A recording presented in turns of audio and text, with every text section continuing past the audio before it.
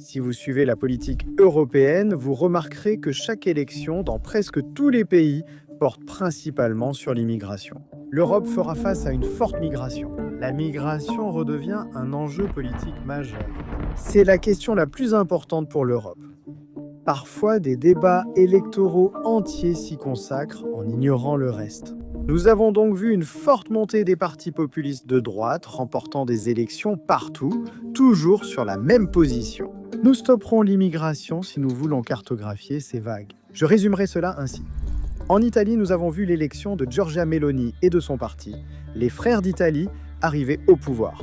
Aux Pays-Bas, le Parti pour la Liberté, Parti pour la Liberté de Geert Wilders, a obtenu 37 sièges sur 150 au Parlement.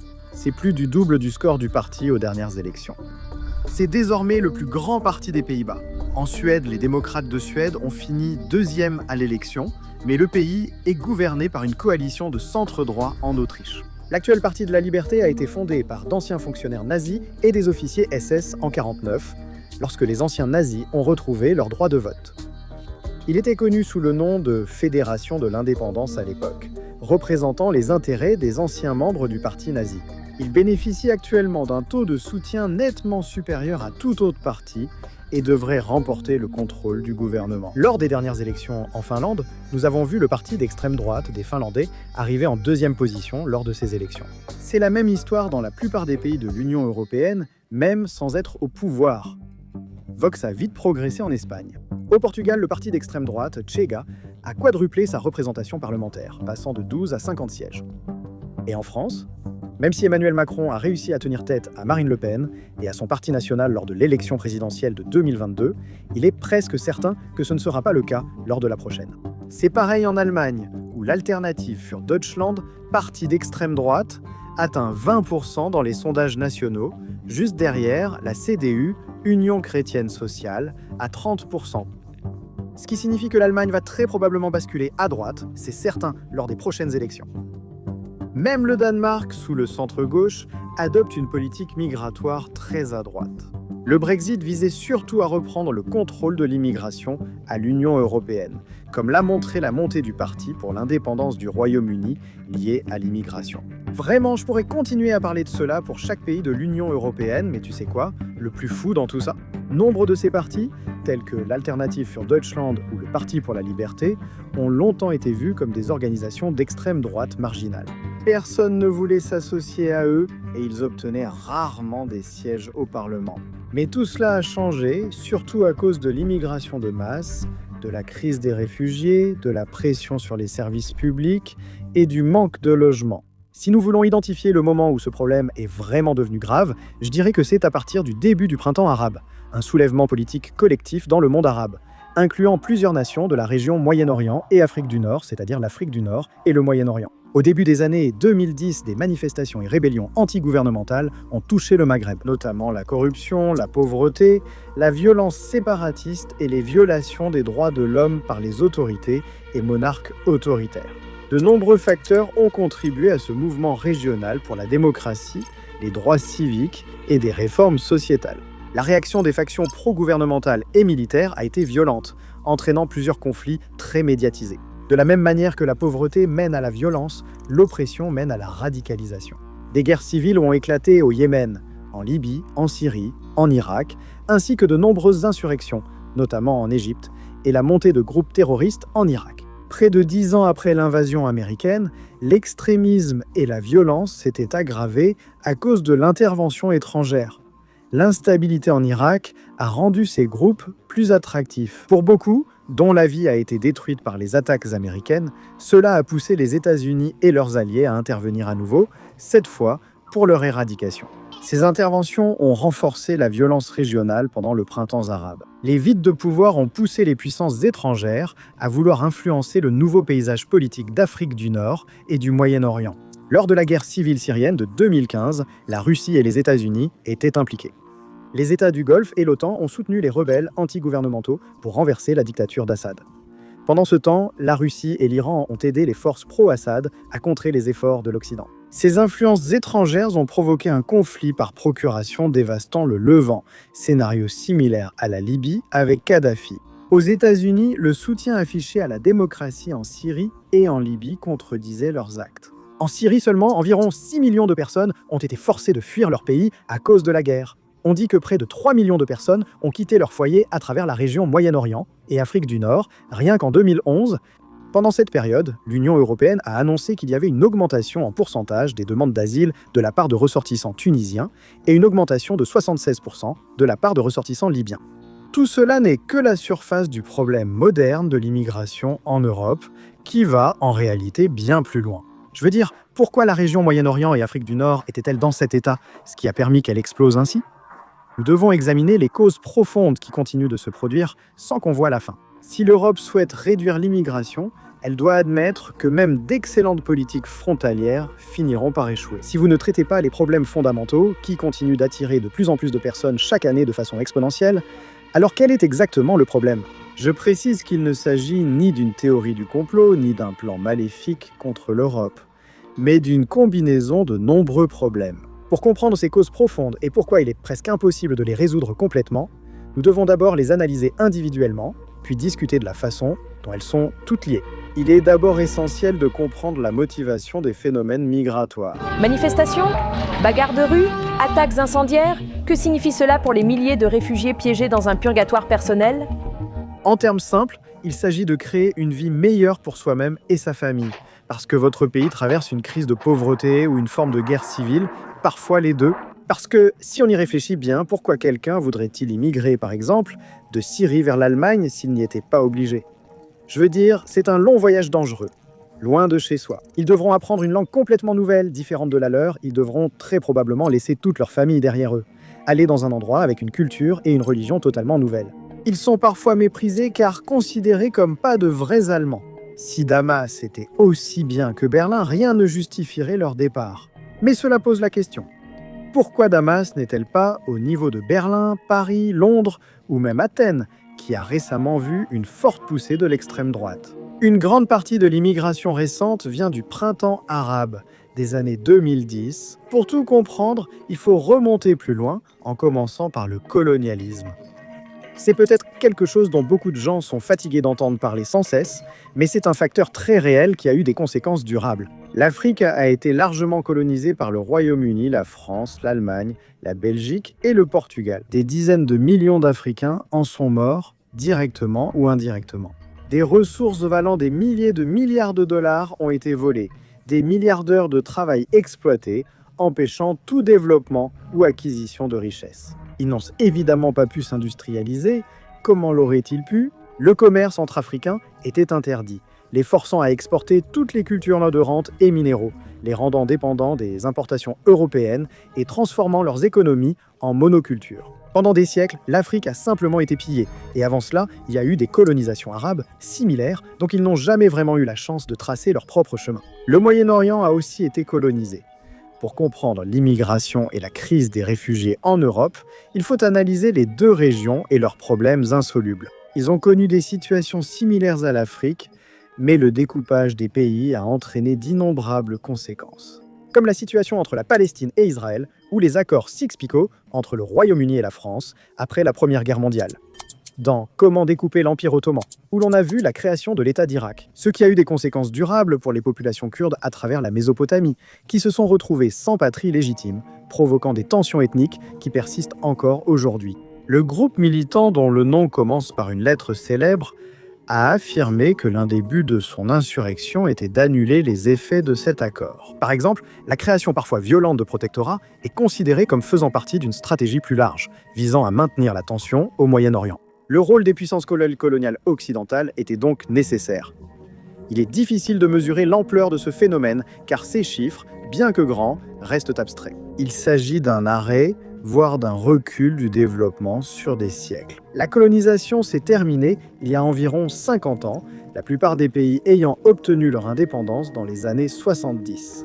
On se demande souvent si la colonisation est finie depuis des décennies, pourquoi l'Afrique est-elle encore ruinée? Mais c'est ça le problème, la colonisation n'a pas vraiment pris fin il y a des décennies. Elle a simplement évolué pour devenir ce qu'on appelle aujourd'hui le néocolonialisme. Laissez-moi vous expliquer. Des milliers d'habitants du delta du Niger au Nigeria attaquent Shell en justice pour des dommages présumés à leur communauté. Alors qu'auparavant, nous voyions des pays prendre le contrôle de territoires étrangers et les exploiter, aujourd'hui, ce ne sont plus les pays eux-mêmes qui le font, mais plutôt les plus grandes entreprises qui s'y trouvent. Prenez par exemple la relation entre Shell, une multinationale pétrolière et gazière britannique, et le Nigeria, probablement le pays le plus riche d'Afrique en ressources naturelles. En 1956, Shell découvre du pétrole dans le delta du Niger et promet au gouvernement nigérian développement, emploi et investissements étrangers en échange de l'autorisation de construire des infrastructures d'extraction. C'était un marché équitable, car le Nigeria, pays pauvre et colonisé, allait obtenir son indépendance du Royaume-Uni en 1954. Donc, naturellement, ils ont accueilli les investissements à bras ouverts, parce que cela signifiait plus d'emplois, plus d'infrastructures, plus d'impôts et donc plus de prospérité. Le problème, c'est que même avec toutes les infrastructures au Nigeria, elles appartenaient et étaient exploitées par Shell. Cela signifiait que, par la suite, le Nigeria dépendait de Shell pour exploiter environ 1000 puits de pétrole. Avec 95% des exportations du Nigeria en pétrole, soit 40% de l'économie, il contrôlait près de la moitié du flux de trésorerie du pays. Évidemment, le Nigeria a conclu cet accord lui-même, mais le problème, c'est que c'était un accord dont il ne pouvait jamais se libérer. Voyez, si le Nigeria renégociait l'accord ou nationalisait ses ressources, Shell pouvait arrêter les extractions et ruiner leur économie. Shell a aussi des liens avec les familles royales et néerlandaises, ainsi qu'avec de grandes banques, donc il pouvait les influencer pour qu'ils retirent leurs investissements du pays si le Nigeria tentait quoi que ce soit. Shell contrôle également la distribution du pétrole. Ainsi, même si le Nigeria reprenait l'extraction, il dépendrait toujours de Shell pour l'exporter. Ensuite, il y a l'aspect de la corruption qui entre en jeu. En 11, Shell, en collaboration avec la compagnie pétrolière multinationale italienne Ente Nazionale Idrocarburi, a obtenu l'Oil Prospecting License 245, un champ pétrolifère précieux au large des côtes du Nigeria, pour seulement 1,3 milliard de dollars. Des allégations ont émergé selon lesquelles 1,1 milliard de dollars de cette somme aurait servi à soudoyer des responsables gouvernementaux, déclenchant une bataille juridique qui a duré plus d'une décennie. Des courriels prouvent que les dirigeants de Shell savaient où allait l'argent, mais les tribunaux européens les ont tout de même acquittés sans surprise. Souvent, ces entreprises contrôlent aussi les tribunaux, comme dans l'affaire Chevron contre l'Équateur. Mais c'est une autre histoire. Le Nigeria a perdu 6 milliards de dollars avec cet accord pétrolier, tandis que Shell a engrangé des bénéfices records au détriment des Nigérians. Privés de cette richesse, ils ont subi un flot continu de marées noires dès les années 2010. Shell est responsable de plus de 3000 marées noires et d'au moins 30 millions de litres déversés au Nigeria. Ces marées noires, bien sûr, contaminent l'approvisionnement en eau du pays et détruisant les économies basées sur l'agriculture et la pêche, ce qui, évidemment, finit par ruiner la vie des habitants. Si vous voulez protester, tant pis. Shell utilise une forte propagande, affirmant 8% des marées noires résultent de vandalisme, vol ou sabotage. Ils refusent d'assumer leurs responsabilités et pratiquent l'éco-blanchiment pour paraître améliorés. Pourtant, un homme a failli nuire à Shell. Ken Saro-Wiwa, président du mouvement pour la survie du peuple Ogoni, n'a mené que des manifestations non violentes. Mais après quelques années de cela, Shell s'est lassé de le voir attirer l'attention. Et plutôt que de se donner une mauvaise image en s'en occupant eux-mêmes, ils auraient soudoyé l'armée nigériane pour faire le sale boulot à leur place. Lui et 8 autres militants de son mouvement ont été arrêtés pour le meurtre de 4 chefs Ogoni, le jour où ils ont été refusés d'accès à l'Ogoniland. Cela ne signifiait rien, ils ont tous été condamnés et pendus. Plusieurs témoins ont ensuite reconnu avoir été soudoyés par le gouvernement nigérian pour soutenir les accusations criminelles, dont au moins 2 affirmant l'implication de Saro-Wiwa dans les meurtres des Ogoni. Les anciens ont finalement avoué avoir été soudoyés par de l'argent et des offres d'emploi. Shell a fait donner de faux témoignages devant son avocat. Tout le monde savait que Shell était responsable, mais ils n'ont payé que 0,5 million. Tout cela est aussi très récent. Ce n'est pas un problème qui s'est produit il y a des décennies, cela continue encore aujourd'hui. Le plus grand procès suédois a débuté fin 2023, impliquant London Oil, son président Jan London et l'ex-président directeur général Alex Schneider, pour leur implication dans le soutien au gouvernement soudanais de l'ancien dictateur Omar el-Béchir, puis pour avoir utilisé leur armée comme sécurité sur le site de l'un des champs d'exploration de London Oil. ce qui a ensuite conduit à des bombardements aériens. Le massacre de 12 000 civils et l'incendie de villages entiers, entraînant le déplacement de plus de 160 000 personnes, tout cela pour permettre les opérations de London Oil. Étonnamment, ou devrais-je dire sans surprise, c'est la première fois dans l'histoire que la direction d'une entreprise multinationale est jugée dans un pays européen. Pour répondre aux accusations de complicité présumée de crimes de guerre dans le cadre de leurs activités commerciales, ce ne sont pourtant pas les seuls à l'avoir fait. Un consortium réunissait OMV Group autrichien et la société malaisienne Petronas. Ce phénomène ne concerne pas que les anciennes puissances coloniales, la Chine agit via la ceinture et la route, et la Russie intervient politiquement et militairement. Dans certains pays, la situation pourrait empirer avec Wagner. Si vous avez entendu parler des plus grandes entreprises technologiques du monde qui exploitent la République démocratique du Congo pour ses mines de cobalt, c'est la même chose. Ensuite, le Ghana, l'un des principaux exportateurs d'or selon une étude de la Banque du Ghana. Ils n'en détiennent que 0,7% contre 98,3% pour les multinationales. En résumé, sur les 0,2 milliards de dollars d'or produits de 1990 à 2002, le pays n'a perçu que 87,3 millions en impôts sur les sociétés et redevances. Il y a aussi la question des impôts. Les multinationales cachent leur argent ou modifient les lois fiscales pour le protéger, ce qui coûte au pays en développement entre 20 et 40 milliards de dollars par an. Le Sud global aurait perdu 152 000 milliards de dollars depuis 1960 à cause des échanges inégaux, début de la fin du colonialisme. Ce n'est pas limité à une seule entreprise dans un seul pays, sur un seul continent pour une seule ressource, ce sont des dizaines de multinationales qui s'attaquent à chaque ressource dans chaque pays du tiers-monde. Vous envisagez peut-être simplement de dire non à ces multinationales. Et si l'Afrique n'avait pas de dirigeants corrompus, alors ils n'accepteraient pas ces pots de vin, et vous avez raison, beaucoup de ces dirigeants africains sont incroyablement corrompus et freinent le progrès de leur pays. Le problème, c'est qu'ils n'ont pas le choix. Souvent, tout dirigeant voulant vraiment améliorer son pays est tué ou renversé par un coup d'État, avant qu'il ne puisse mettre en danger les accords lucratifs que ces entreprises entretiennent. Cette fois, nous pouvons prendre l'exemple de l'Iran pour illustrer cela. Et comme nous le voyons aujourd'hui, l'Iran est l'un des principaux ennemis de l'Occident, menant des guerres par procuration contre eux. Mais cela n'était pas censé se passer ainsi. L'Iran, jamais colonie ni protectorat, a pourtant été fortement contrôlé par des puissances étrangères. Tout a débuté avec les concessions des Shahs Qajar, menant à l'accord pétrolier de 1933 entre Reza Shah et l'Anglo-Iranian Oil Company. Dans cet accord, ils ont promis de meilleurs salaires, plus d'avancement et des infrastructures, écoles, hôpitaux, routes, téléphones, contre une part majoritaire du pétrole. Bien sûr, cela n'est jamais arrivé et le public iranien, mécontent, a voulu nationaliser la compagnie pour obtenir plus que 0,5% des bénéfices. Alors, lorsque Mohammad Mossadegh, élu démocratiquement, est devenu Premier ministre, c'est ce qu'il a entrepris de faire. C'était un bon dirigeant. Une indemnisation chômage a été créée. Les employeurs ont dû verser des prestations aux ouvriers malades et blessés, et les paysans ont été libérés du travail forcé. Mais tenter de libérer son pays d'une multinationale a finalement causé sa perte. Après la nationalisation de l'Anglo-Iranian Oil Company, le gouvernement britannique a annoncé un blocus de facto et un embargo dans le Golfe Persique. Non seulement cela, mais le gouvernement britannique a également initié un boycott mondial du pétrole iranien, menaçant de poursuites judiciaires toute personne achetant du pétrole produit dans les raffineries iraniennes. Il a obtenu que les sociétés pétrolières internationales sœurs n'aient pas à remplacer l'Anglo-Iranian Oil Company lors du boycott de l'Iran. Ainsi, l'industrie pétrolière iranienne a presque totalement cessé ses activités. La production de pétrole a chuté de près de 6%, passant de 664 000 barils en 1950 à 27 000 en 1952. Cela a presque supprimé les revenus pétroliers de l'Iran, compliquant fortement la mise en œuvre des réformes promises par Mossadegh. C'est le même scénario que j'évoquais en parlant des conséquences si le Nigeria tentait d'échapper au contrôle de Shell.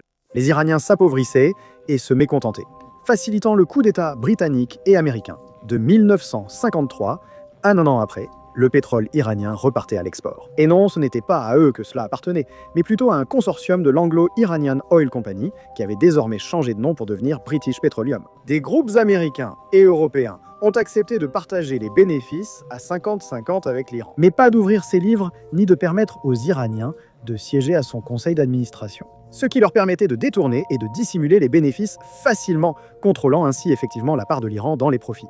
Pendant une brève période de l'histoire moderne, l'Iran a eu un gouvernement qui agissait au nom de son peuple. Et, comme l'a conclu l'ancien secrétaire d'État américain, Dean Akerson, les Britanniques étaient destructeurs et déterminés à appliquer une politique de domination ou de ruine en Iran. Je pourrais continuer avec d'innombrables exemples, mais vous avez compris l'essentiel. Donc peu importe si l'Afrique ou le Moyen-Orient a un bon dirigeant, car il sera simplement écarté s'il s'oppose à ces anciennes puissances coloniales. Nous avons vu cela avec Patrice Lumumba de la République démocratique du Congo aux mains de la Belgique et de la CIA.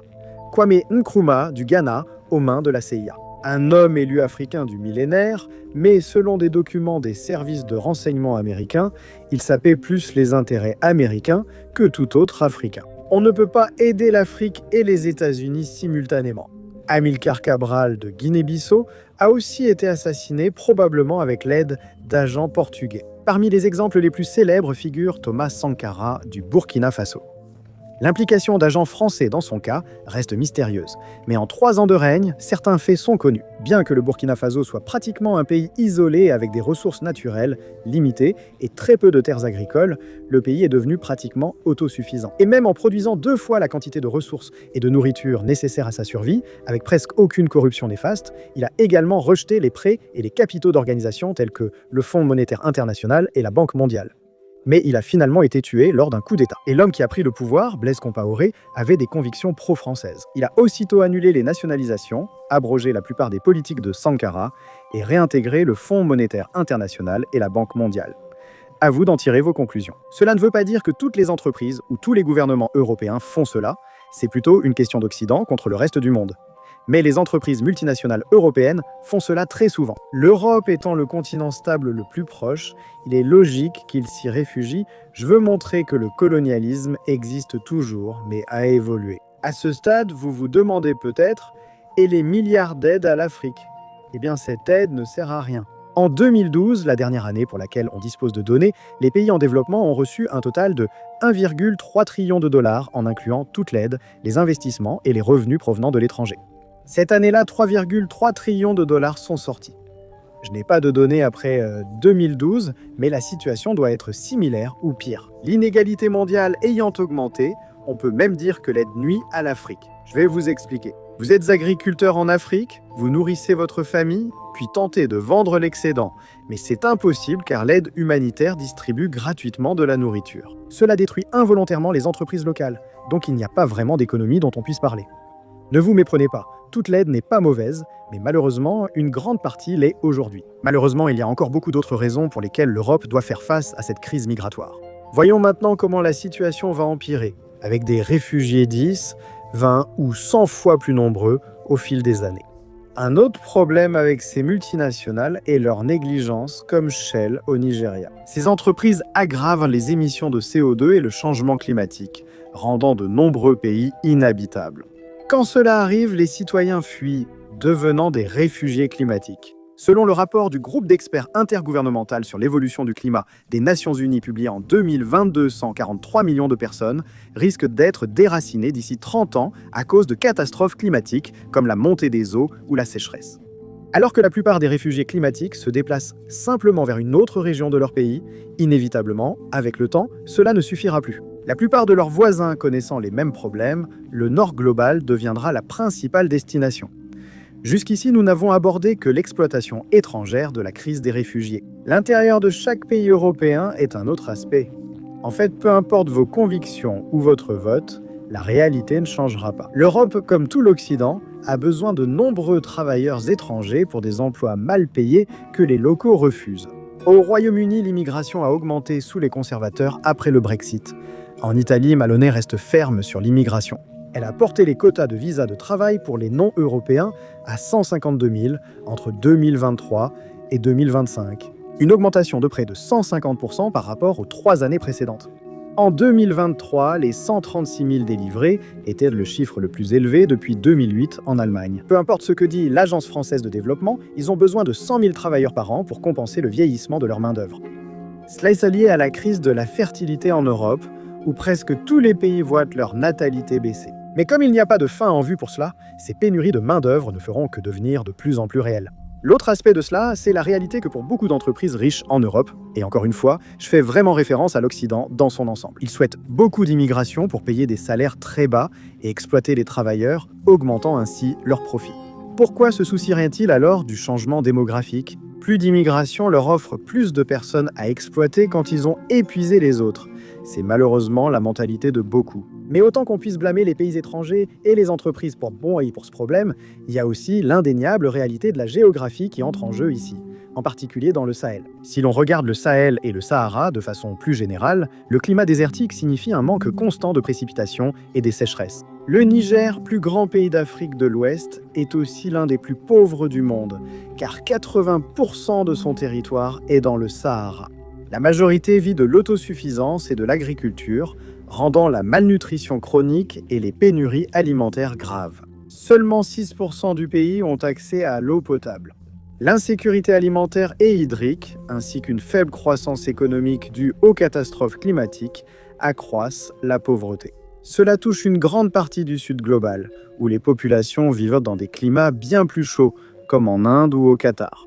D'ici 2050, le ratio demande-disponibilité en eau expose la région Moyen-Orient et Afrique du Nord à un risque très élevé. Avant le printemps arabe, la Syrie a vu ses terres fertiles se désertifier entre 2006 et 2010, détruisant les rendements agricoles. Cela a laissé 800 000 agriculteurs sans revenus. Près de 90% du bétail du pays est mort. La pénurie a fait flamber les prix alimentaires et poussé plus de 1,5 million de ruraux à s'installer en ville pour travailler. Restés dans les terres stériles, ils étaient des cibles faciles pour les groupes violents recrutant sur place. Le régime syrien était principalement responsable du déclenchement du printemps arabe. Mais il existe une sorte d'effet domino reliant ces différents facteurs au déplacement massif de population et à la crise migratoire qui a finalement touché l'Europe. Et, comme je l'ai déjà dit, lorsqu'une situation climatique déjà catastrophique est aggravée par les entreprises. Les zones déjà insuffisantes pour l'accès à l'eau et l'irrigation deviennent encore moins efficaces. Cela peut pousser des régions déjà au bord d'une crise de sécurité alimentaire ou hydrique dans une situation de catastrophe totale. Cela ne signifie pas que les entreprises de ces pays sont forcément prédatrices, mais leur avidité n'aide pas, et la faute n'incombe pas seulement à l'Occident. Je veux dire, une grande partie de la faute leur revient si on est totalement honnête, mais il est impossible d'absoudre complètement ces pays plus durs de toute responsabilité. Des tensions tribales et ethniques internes alimentent violence et corruption. Plusieurs violations des droits de l'homme viennent de ces faits sans lien avec l'Occident. Comme je l'ai dit, la Chine et la Russie ne peuvent aujourd'hui être exemptées de responsabilité, surtout qu'elles prennent un rôle plus important. Si vous avez regardé jusqu'ici, vous vous demandez sûrement quelle est la solution ou mon avis, mais je n'en ai pas. Lorsqu'un pays s'effondre, il est difficile de le réparer. La coopération de pays comme la Hongrie avec l'Union européenne et l'accueil de réfugiés ne change rien à la situation. Cela pourrait alléger le fardeau d'autres pays, mais ce n'est qu'un pansement sur les causes profondes évoquées. Tant qu'elles ne seront pas résolues, rien ne changera et cela n'arrivera jamais. Comme je l'ai dit, peu importe votre vote. Les entreprises dirigent les pays. Leur influence, bien que moindre en Europe qu'en Amérique, reste immense. Il y a aussi la réalité de pourquoi la vie est si bonne en Occident. D'abord, si on entre un peu dans la théorie économique, un pays du premier monde peut-il exister sans un tiers-monde à exploiter? Bien sûr, un pays comme le Danemark n'exploite pas le monde à l'échelle des États-Unis, voire pas du tout, mais il en profite tout de même. Le problème, ça, c'est que si l'Occident devait vraiment, et j'insiste sur vraiment, laisser le tiers-monde tranquille pour se développer, ou dans leur chronologie n'avait jamais fait ce qu'il a fait, alors leur qualité de vie serait nettement inférieure. Il y aurait moins d'immigrants ou de réfugiés, mais tout coûterait plus cher, car les pays fixeraient leur prix sans crainte d'être renversés. La vie ne serait sans doute pas aussi prospère qu'aujourd'hui. Est-ce que cela vaudrait le coup? Qu'en pensez-vous? Je ne prône pas une révolution communiste, rassurez-vous. La répartition très inégale des ressources, surtout loin des régions riches, est un facteur majeur. La façon dont l'Europe va réagir à cela sera intéressante, alors qu'avec le temps, le continent devient de plus en plus à droite et que de plus en plus de réfugiés climatiques arrivent. Je suis très curieux de voir quel sera le résultat final. Ce n'est pas une attaque contre l'Europe, mais il faut être honnête pour résoudre le problème au lieu de dépenser des milliards sans résultat. Ai-je oublié quelque chose? Dites-le moi en commentaire. Merci d'avoir regardé.